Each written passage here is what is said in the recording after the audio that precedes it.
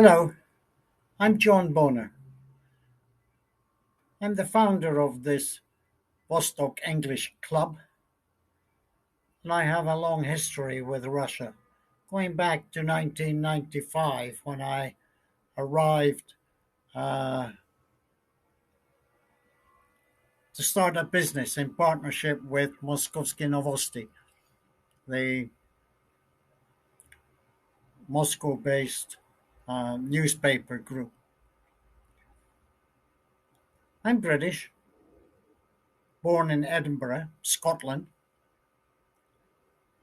and educated in my later youth in England, first at Welbeck College, a sixth form boarding school in England, preparing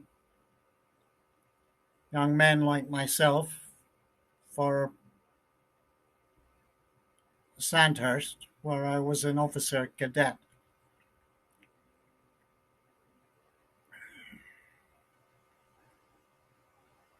I was a victim, if you like, of the British um, policy of withdrawal east of Suez, where there were substantial cuts to the armed forces and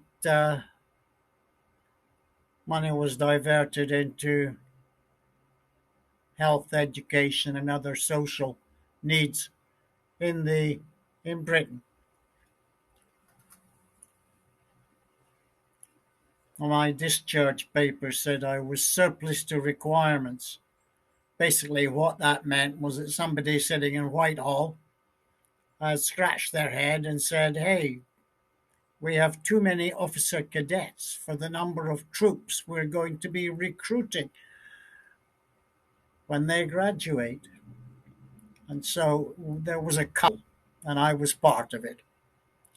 Not to worry, I saw as much or more action outside the armed forces than I would have if I'd stayed in.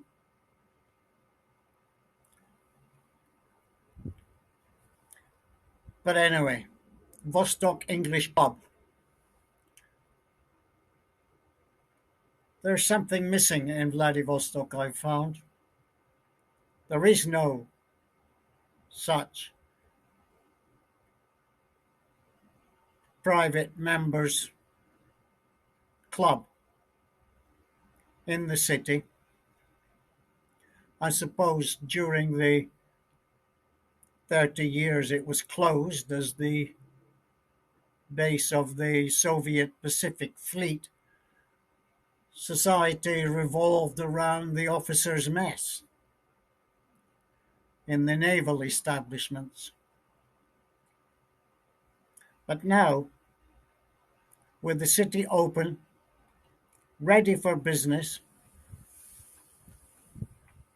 the focus of attention seems to be the annual Far East Economic Forum, and with the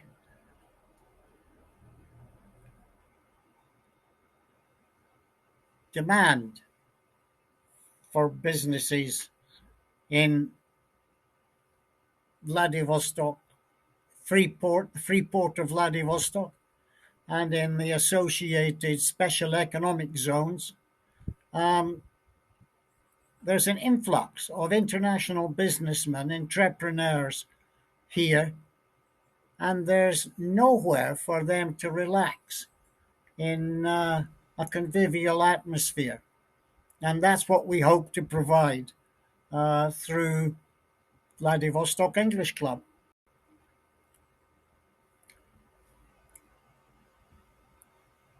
You know, I first joined a gentleman's club in London in, oh, well, I was 18 at the time, and I'm considerably older now.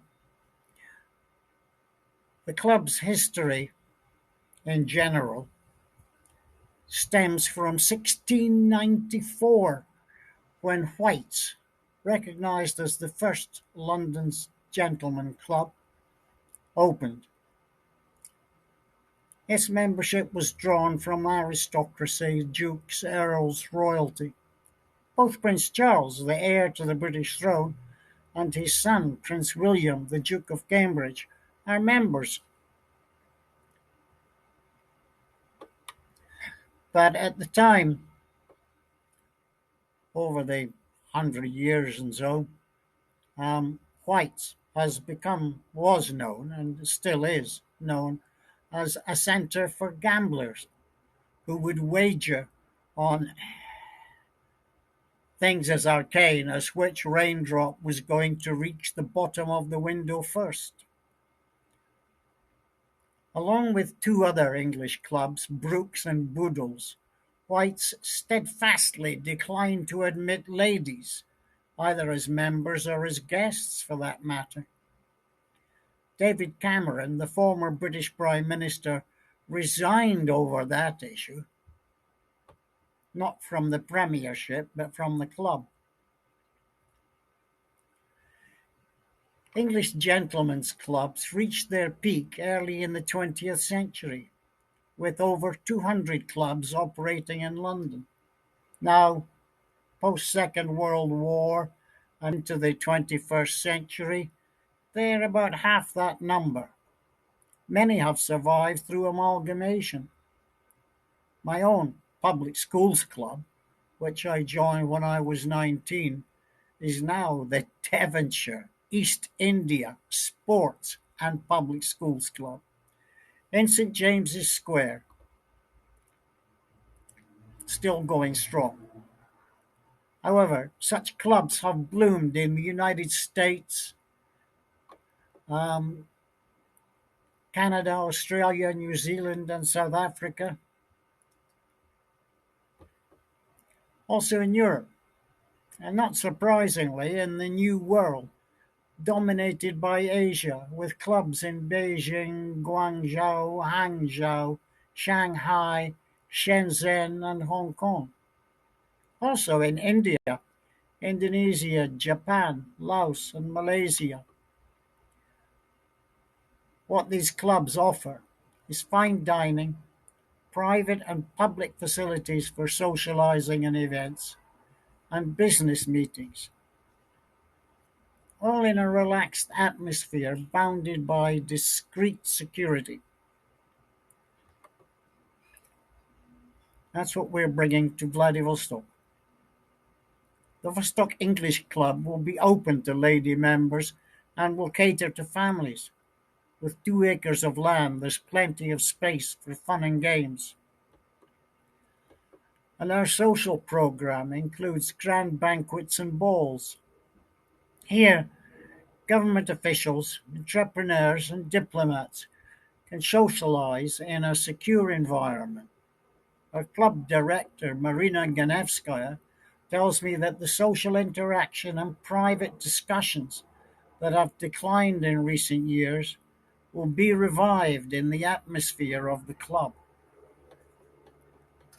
We're backing that up with a YouTube channel launching in September, which is Vladivostok now, because Vladivostok today is a lot different from the Vladivostok of 20, 30, 50 years ago. And we want to bring that picture of a new Vladivostok to the international business community at large, not just those who are already here in Russia, but who are thinking about coming.